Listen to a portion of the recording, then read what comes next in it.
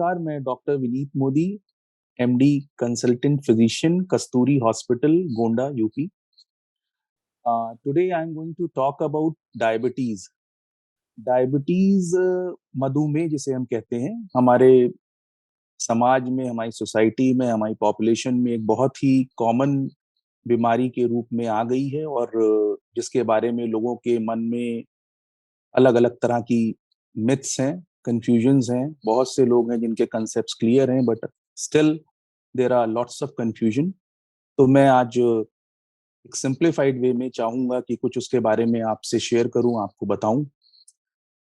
Diabetes एक बहुत ही complex topic है, एक बहुत ही कॉम्प्लेक्स डिजीज है जिस पे आज भी रिसर्च हो रही है, आज भी स्टडीज हो रही हैं.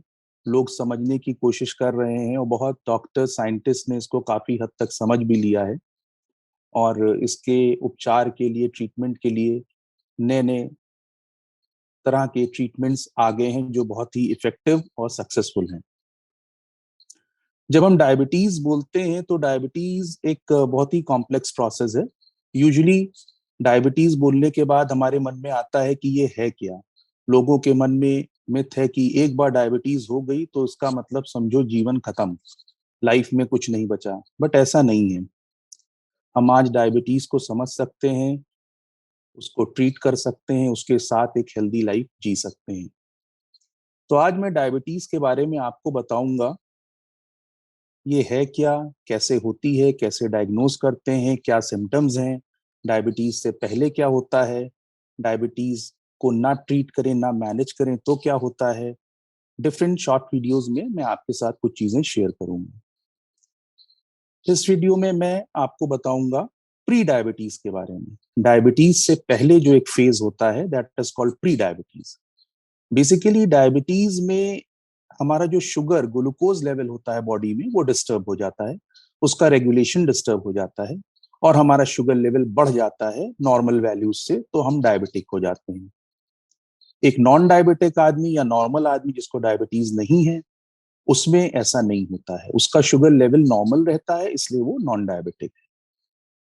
डायबिटीज से पहले जो प्री डायबिटीज का फेज है, जिसमें कि फ्रैंक डायबिटीज नहीं होती है, एकदम से शुगर लेवल्स हाई नहीं होते हैं, बट स्टिल नॉर्मल से हाई हो जाते हैं, जिसमें हम कहते हैं कि फास्टिंग शुगर कराने पे वो राउंड अबाउट 100 टू 124 mgdl और ओरल ग्लूकोज टॉलरेंस टेस्ट जिसको हम कहते हैं कराते हैं, तो वो ऑलमोस्ट 149 टू 199 तक चले जाते हैं. प्री डायबिटीज फेज में मे बी सिम्टम्स आए डायबिटीज के या ना भी आए, बट अगर वो डायग्नोज होती है, डिटेक्ट होती है, तो वो बहुत हेल्पफुल होती है.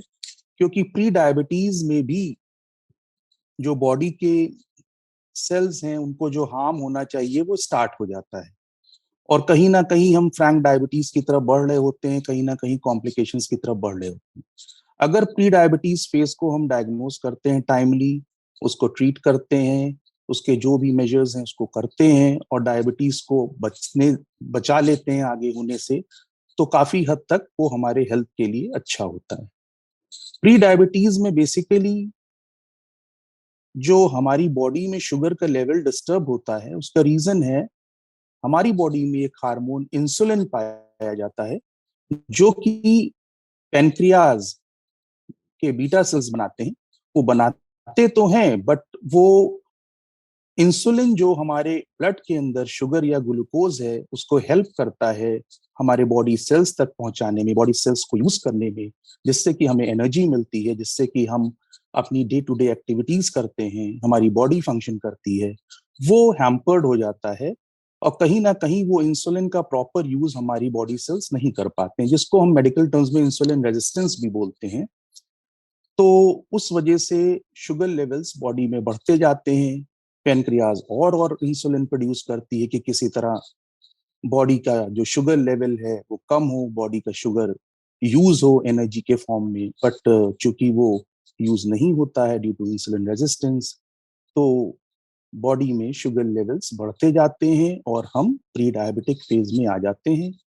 और इसके कई कारण हैं कि आखिर ऐसा क्यों होता है डायबिटिक पेशेंट में. सबसे प्रोमिनेंट रीजन है जेनेटिक, हेरिडिटी, ये फैमिली ट्रेट्स हैं, फैमिली में चलते हैं।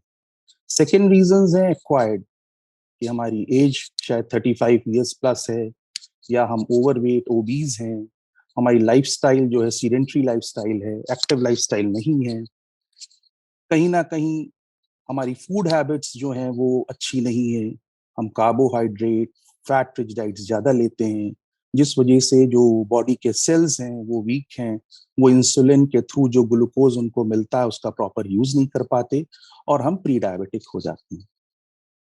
तो इस वीडियो में मैं यही चाहूंगा कि प्री डायबिटीज को हम समझें, और अगर प्री डायबिटीज में ही हम अलर्ट और कॉशियस हो जाएं, जो उसके मेजर्स हैं, अपनी सीडेंट्री लाइफस्टाइल को एक्टिव फॉर्म में चेंज कर दें, फिजिकल एक्टिविटी पे आ जाएं, हमारी डाइटरी हैबिट्स को हम इम्प्रूव कर दें, बैलेंस्ड फूड लें, टाइमली रेस्ट करें, एक प्रॉपर डाइट चार्ट बनाएं, और एक हेल्दी फूड अपनी डाइट का पार्ट बनाएं, और प्रॉपर जो भी इस तरह के कोई भी हमारे एडिक्शंस हैं लाइक अल्कोहल, स्मोकिंग, टोबैको, उसको अवॉइड करें, एक प्रॉपर रिजीम फॉलो करें, तो काफी हद तक विदाउट मेडिकेशन हम प्री डायबिटीज फेस को टैकल कर सकते हैं, और कहीं ना कहीं हम डायबिटीज से बच सकते हैं। I think this short video regarding pre-diabetes will be helpful to you. In any case, my last word is always consult your doctor in any confusions. And if you like this video, please share it. Please pass on your comments. And I will be presenting my next video regarding diabetes shortly. Thank you.